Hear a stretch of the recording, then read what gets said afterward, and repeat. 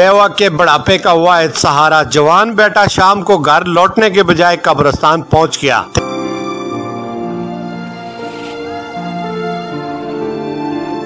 तेज रफ्तार motor car की टक्कर से मुसाफिर वैगन की जाद में आकर शहीद होने वाला 19 साला जीशान वल्दे फरजमान साखना पारस बालाकोट हालम शेरिया नलियां बैरकोट जाते हुए उगी रोड मस्जिद जैतून के करीब तेज रफ्तार GLI ने टक्कर मार दी, जिससे सामने से आने वाली मुसाफिर वैगन की जाद में आकर कुचला गया और जख्मों की ताब न लाकर चल बसा।